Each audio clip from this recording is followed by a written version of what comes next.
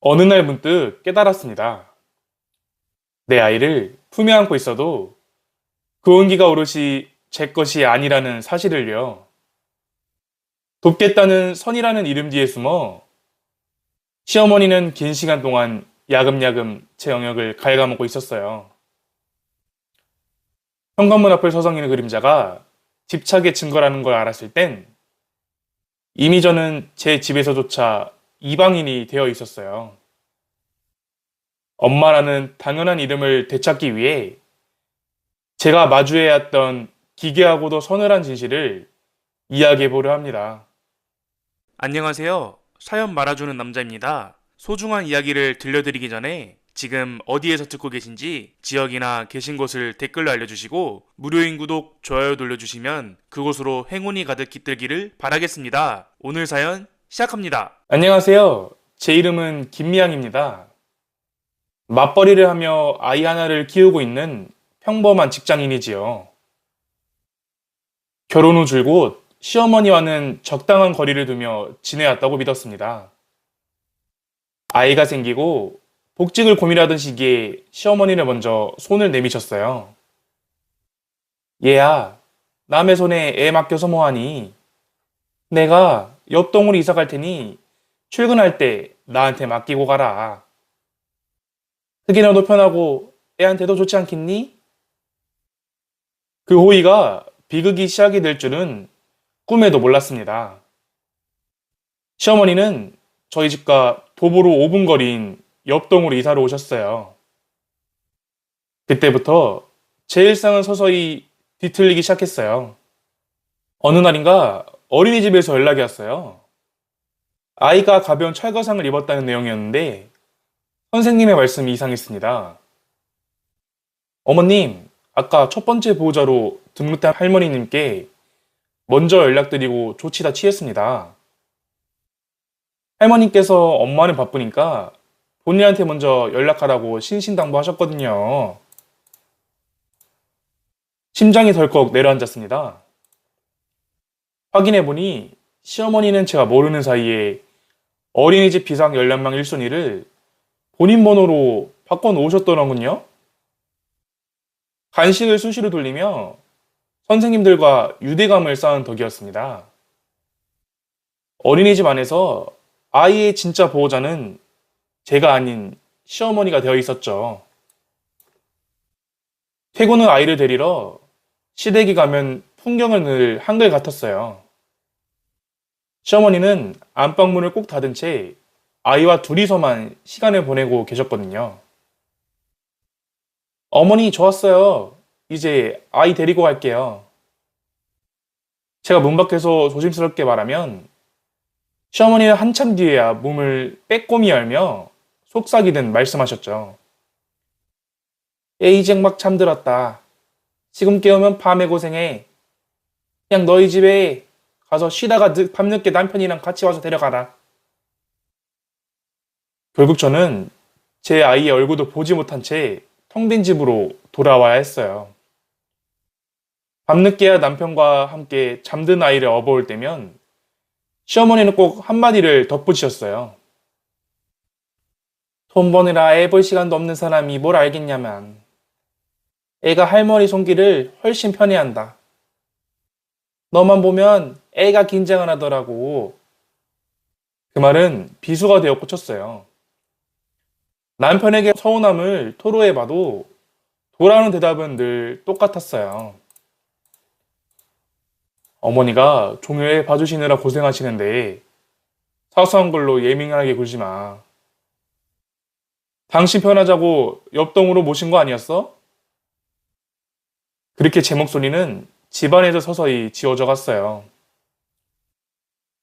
아이의 예방접종 날짜부터 새로 사는 옷의 브랜드까지 모든 결정권은 이미 시어머니 손으로 넘어가 있었거든요. 저는 그저 아이만 낳아만 준 돈 버는 이방인에 불과했어요.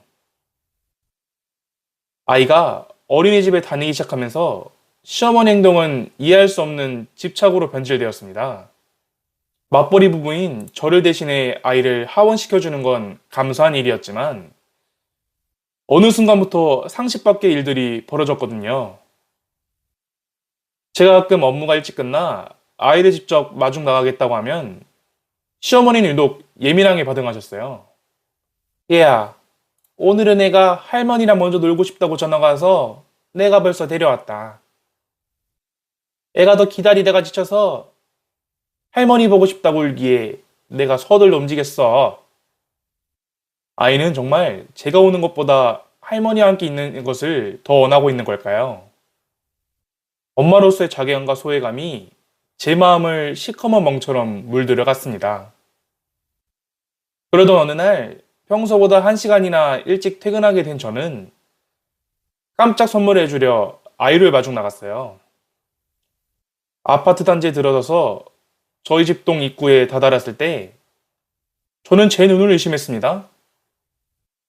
시어머니가 저희 집 현관문 앞 복도에 미동도 없이 서 계셨던 겁니다. 마치 누군가를 감시하듯 혹은 무언가를 노리는 사냥꾼처럼 그 자리를 지키고 계셨어요. 엘리베이터가 올라오는 소리만 나면 시어머니는 화들짝 놀라며 비상계단 구석으로 몸을 숨기셨어요. 그러다 엘리베이터 문이 닫히면 다시 현관 앞으로 다가와 귀를 기울이기를 반복했습니다. 그 기괴한 광경을 지켜보며 저는 온몸의 털이 곤두서는 공포를 느꼈어요. 잠시 후 어린이집 하원 차량에서 내린 아이가 복도로 들어왔어요. 그 찰나 시어머니는 마치 기다렸다는 듯 귀신같이 나타나 아이의 앞을 가로막았습니다. 아이쿠, 우리 강아지 왔니? 할머니랑 맛있는 거 먹으러 가자. 아이가 당황하며 집 현관문을 가리키며 작게 물었습니다. 할머니, 엄마는 집에 없어? 그러자 시어머니는 아이의 입을 틀어막듯 급하게 안아 올리며 차갑게 속삭였어요. 민준아, 엄마는 오늘 아주 늦는단다. 밤늦게까지 안 올 거야. 엄마는 일하느라 너 보고 싶어 하지도 않아. 할머니 뿐이지?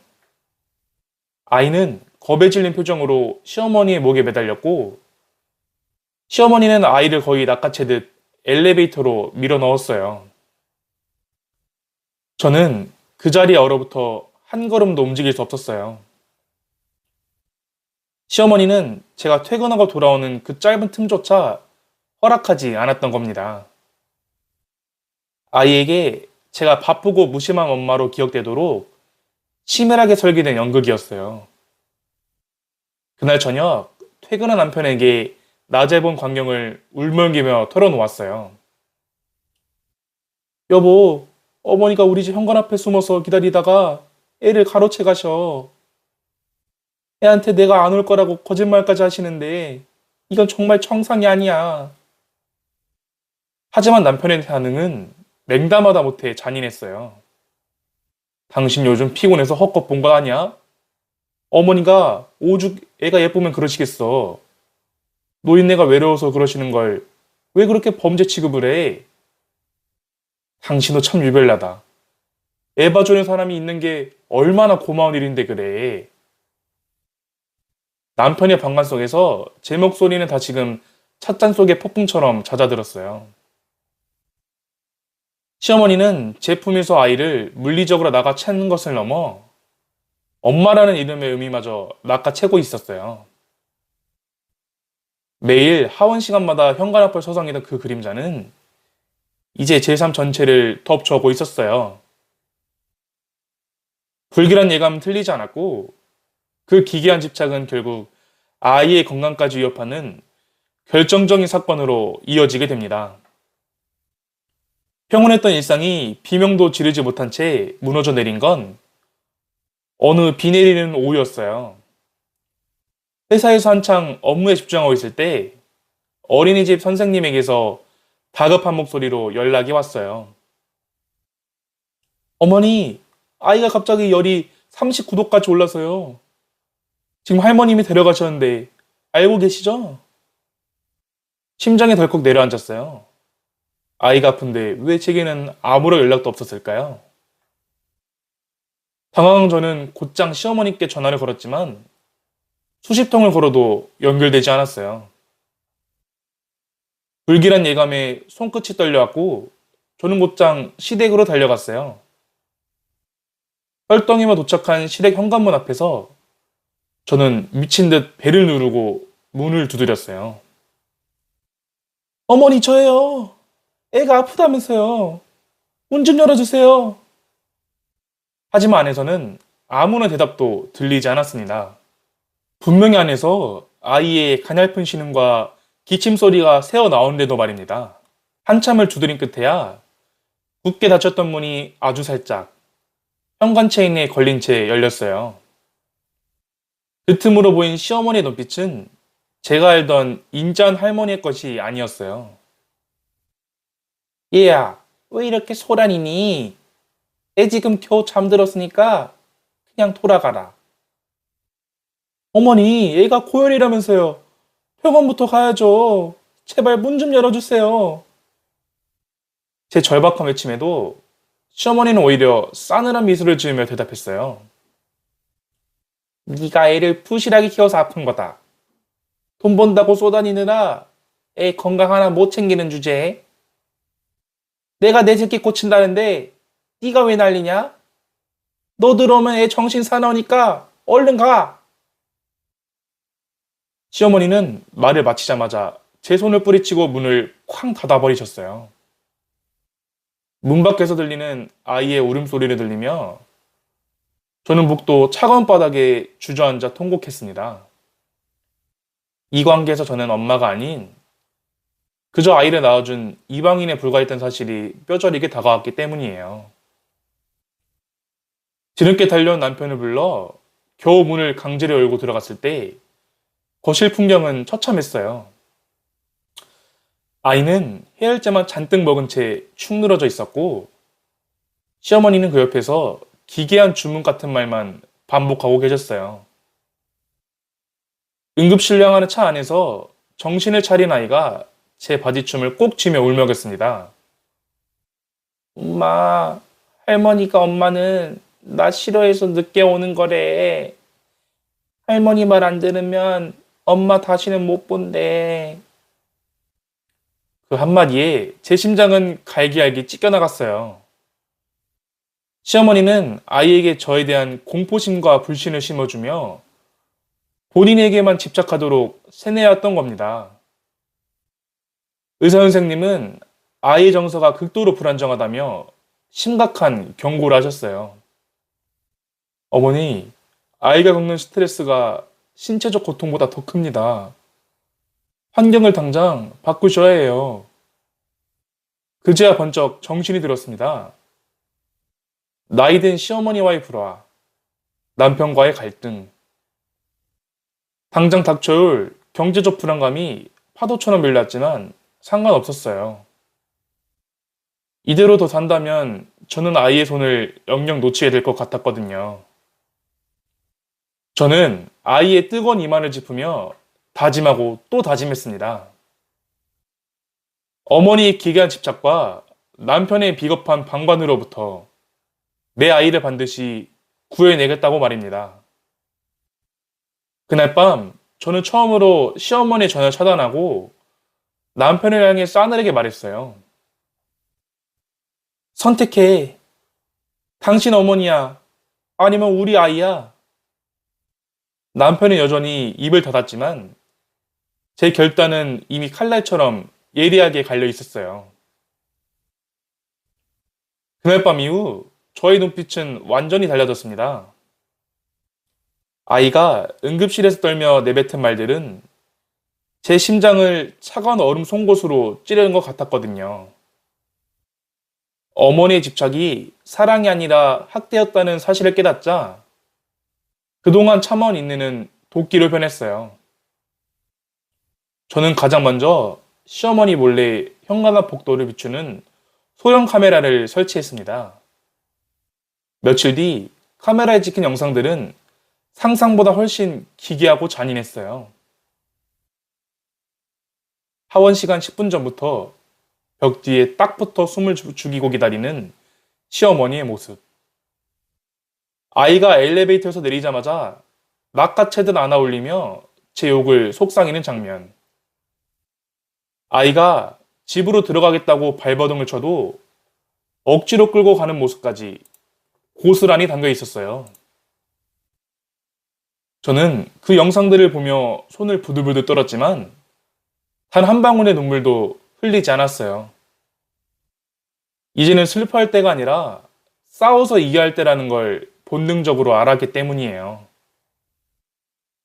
퇴근한 남편을 거실에 앉혀두고 저는 말없이 노트북을 열어 그 영상들을 틀어주었어요. 영상이 재생되는 내내 남편의 얼굴은 경악으로 물들었지만 이내 평소처럼 회피하려 했어요. 여보, 어머니가 외로워서 손주가 너무 좋아서 좀 과하신 거네.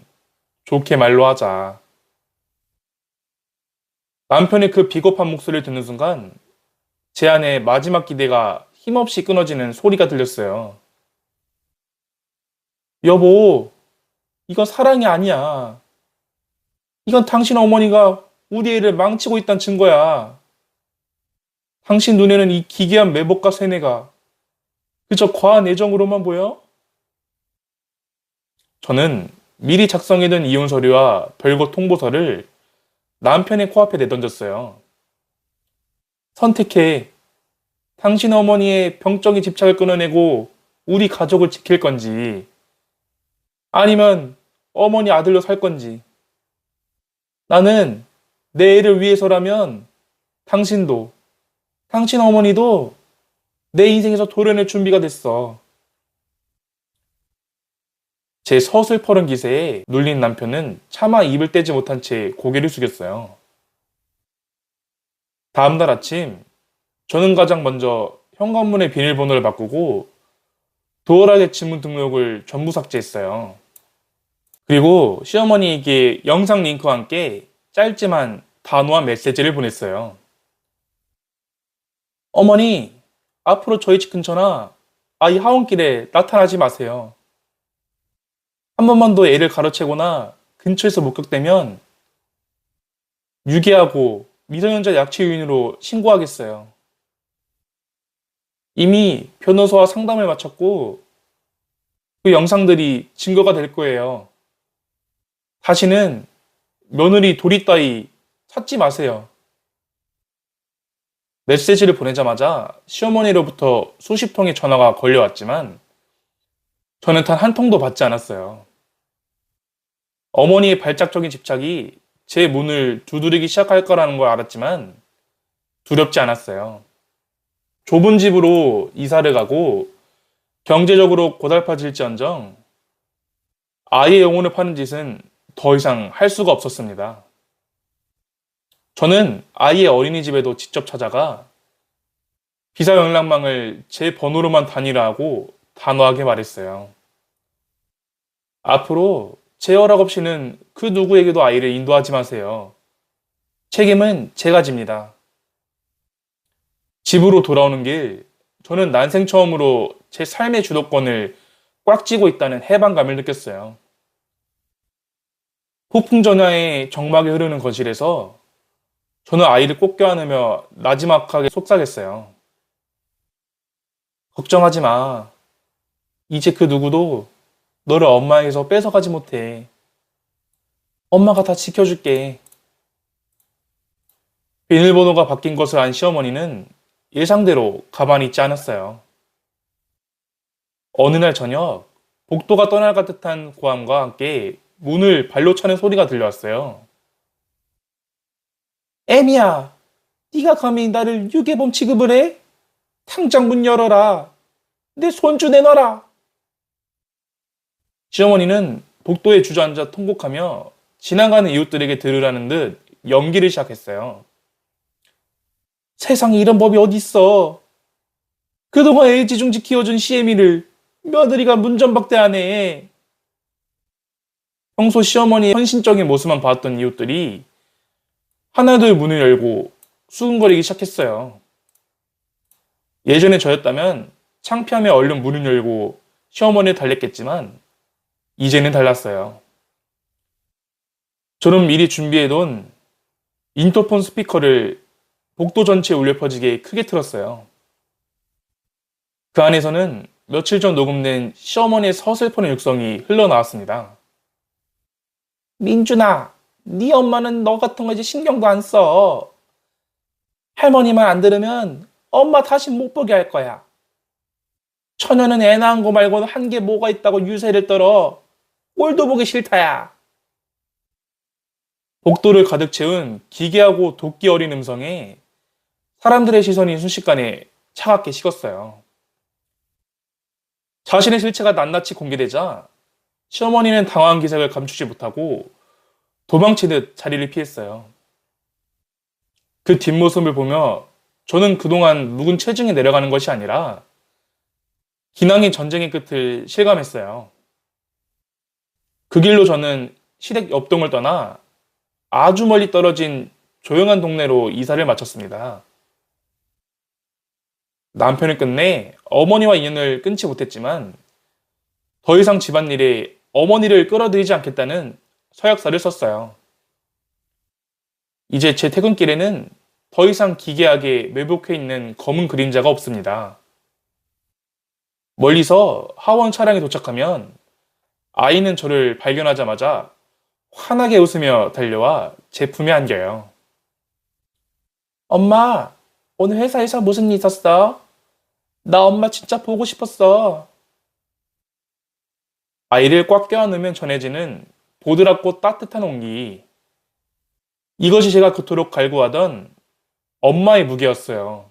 누구에게도 뺏기지 않고 누구의 눈치도 보지 않은 채 온전히 아이와 눈을 맞추는 저녁 식사 시간. 좁은 집으로 옮겨 몸은 조금 고달퍼졌지만 집안에는 예전에 느끼지 못했던 평온한 공기가 흘러요.